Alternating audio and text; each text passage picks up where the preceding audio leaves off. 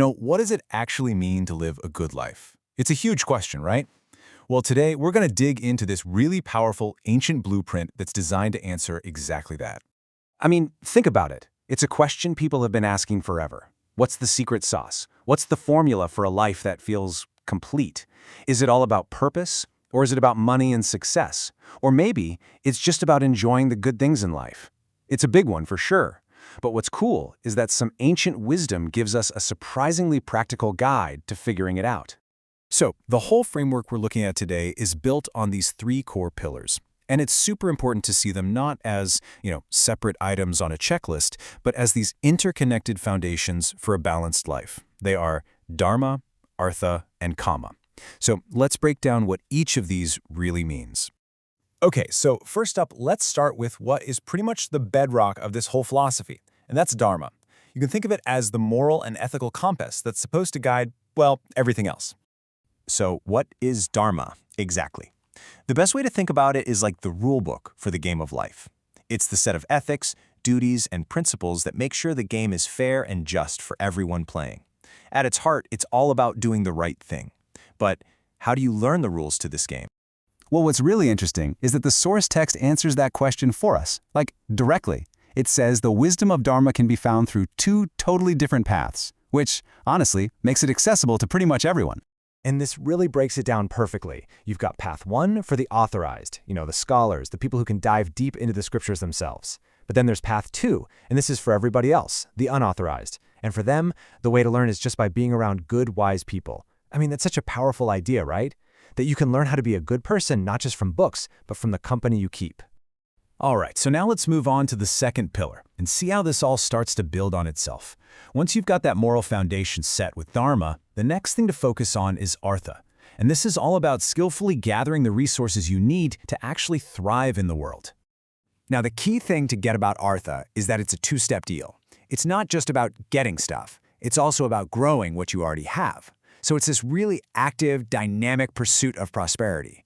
But, and this is super important, it has to be done within the moral boundaries you've set with Dharma. And what's really cool is how broad the idea of assets is here. Artha is not just about money. It includes your knowledge, land, livestock, your tools, and get this, even your friends are considered a form of wealth. It's this incredibly holistic view where your skills and your relationships are just as valuable as whatever's in your bank account. So let's zoom in on those two actions for a second. Acquiring something isn't just about getting handed things, like an inheritance. It's about creating new value, like planting crops and growing food.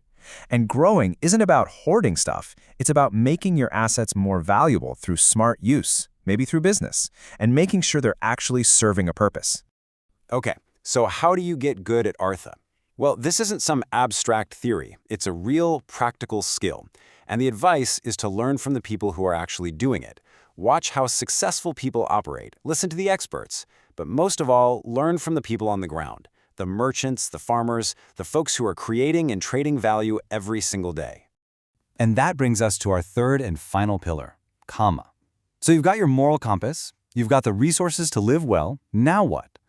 Kama is about the enjoyment, the pleasure, the experiences that make life feel rich and colorful and actually worth living.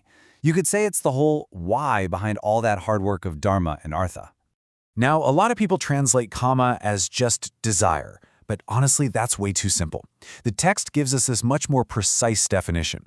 It's not just about wanting something. It's the actual positive experience that happens when your senses, your hearing, sight, taste, all of them, guided by your mind, connect with something in the world in a really pleasing way.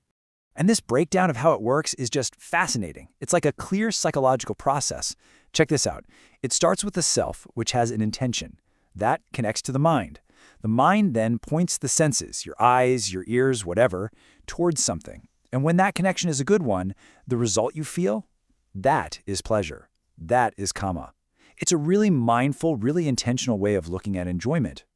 So, there you have it, our three pillars. Dharma, the moral compass, Artha, the resources to thrive, and Kama, the ability to enjoy it all. But the real secret, the real art, isn't just knowing what they are. It's about seeing how they all work together, how they're supposed to balance each other out. And this table just lays out the whole blueprint perfectly. See how it works?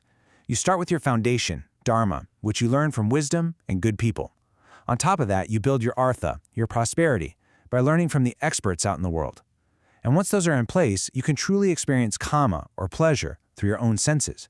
Each piece has its own source of knowledge, but when you put them all together, that's what builds a complete life. So this ancient blueprint really leaves us with a challenge for our modern lives, doesn't it?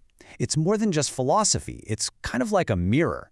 If you look at your own life, right now, which of these pillars feels the strongest? And maybe more importantly, which one might be getting a little neglected?